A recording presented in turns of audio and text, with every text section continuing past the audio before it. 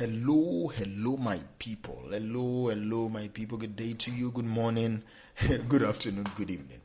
Whatever time zone you're listening to me, thank you for always tuning in every single day to Daily Mind Shift. My name is Michael Ujuala for Mindset Transformation Africa. And on today's episode, I want us to talk about our experiences, how we can respond to anything that we experience. All right. Let me anchor today's episode on this statement. Your experiences are either going to make you bitter or make you better. To get better, you must reflect on your mistakes. Your experiences are either going to make you bitter or make you better. To get better, you must reflect on your mistakes. That is what I want us to talk about today. See, your experiences are either going to make you bitter or better. It's a powerful statement, right? You agree with me that that's a powerful statement. And it's true. We all face challenges, right? We all face setbacks. We all face failures in our lives. But how we respond to them ultimately determines our path forward or stagnant or backward. How we respond is one of the most powerful human tendencies or human potential is response, our ability to respond to things. We just don't instinctively follow our instinct like animals. We think, we have the ability to think, we have the ability to process what just happened to us, and we have the ability to now make decisions based on what we've just processed. That is powerful.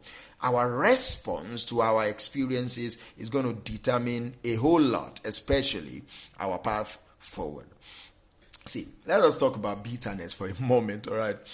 When we face troubles, when we face difficulties, when we face adversities, it's easy to fall into the trap of bitterness, all right? We keep blaming ourselves. We keep blaming people. It's my husband's fault. It's my wife's fault. It's my father's fault. It's my mother's fault. It's my friend's fault. They betrayed me, blah, blah, blah. It's my brother's fault. It's my sister's fault. It's my sibling's fault. If not because of him or her, or it is the economy, it's Nigeria, it's the president, it's the vice president, we keep blaming people. We point to ourselves and to other people. We are trapped in bitterness. We dwell on our misfortunes. We blame others for our shortcomings. And we allow negativity to consume our ingenuity. We allow negativity to consume our minds. We allow negativity to consume our totality. But here is the thing, all right?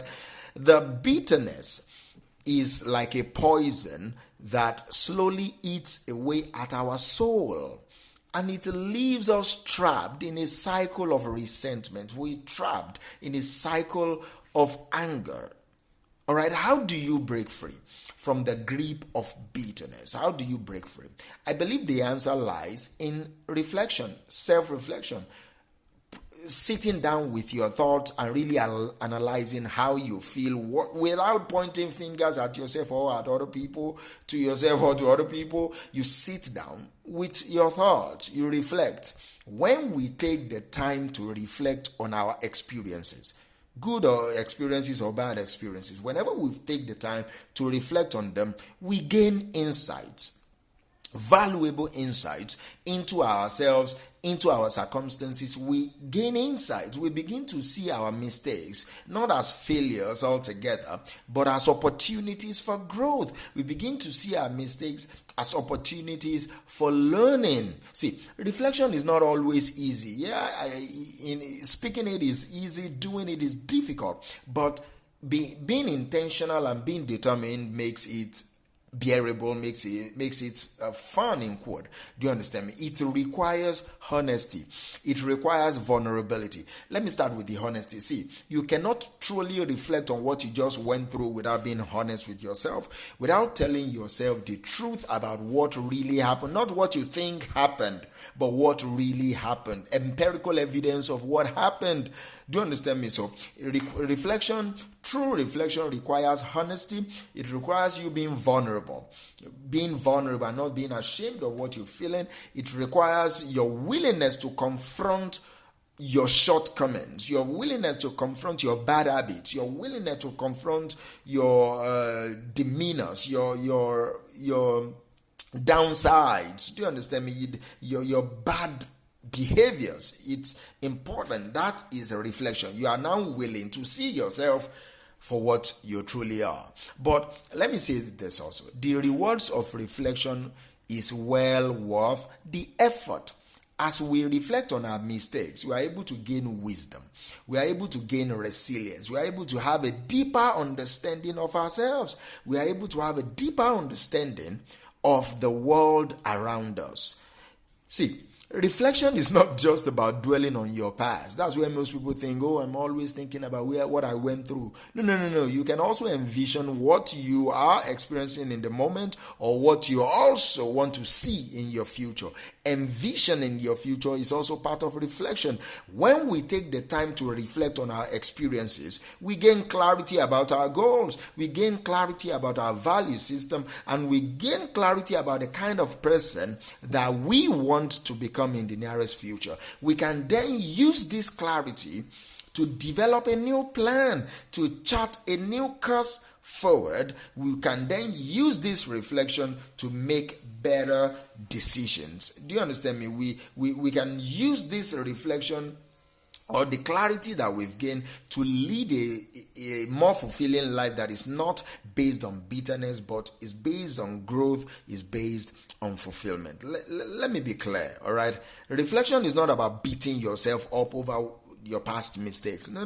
That's not reflection. That's just moping. That's just wallowing in self-pity. That's not what I'm saying. Reflection is not about that. It's about acknowledging what went wrong, learning from what went wrong, and then you let them go like a bird. You let them go, let them fly off, man, because you've gleaned the wisdom therein. We are all humans, and we are all bound to make mistakes along the way. That's part of the human experience. But it is what we do with those mistakes that ultimately defines us. It is what we do with the mistakes that we made that defines how our life ends up eventually. So, how can you start incorporating reflection into your daily life? This is what I want you to do. Set aside some few minutes, 5, 10, 15 minutes every single day to journal, write in your notepads, to meditate, or to simply sit quietly. Shut off the TV, turn off your phones, or put them on silent. Just release yourself from distractions and just simply sit in quiet contemplation. You're thinking, all right? You thinking about yourself. I don't want to use the word brooding, but you're thinking about yourself, you're contemplating, you're reflecting, and you ask yourself questions like, what did I learn today? What could I have done differently this week or today or this month? How can I use this experience to make or to become a better version of myself? Those are questions that you ask yourself in your time of quiet contemplation, in your time of reflection. And you need to remember that reflection is not just what you do on Mondays and then for the rest of your life you're cool. No, it's a lifelong practice. It is not about something you do once and then you forget about it. Make it a habit, all right? A regular part of your routine, a regular part of what you do every single day. And I bet it with you, you will see that you transform your life in ways that you never thought was possible. In ways that you never thought was possible. It's incredible. It's incredible. When you reflect, it's incredible. All right. See, as I draw this episode to a close, let me say this. Let me say this. You need to remember that your experiences, both good and the bad, they have the power to shape you into the person you are meant to be. So do not waste your experiences. All right, don't waste them. Don't discard them. Don't bury them deep in your subconsciousness that in later life they start affecting you. You don't even know how to retrace your step back to what went wrong. No, learn from them right now.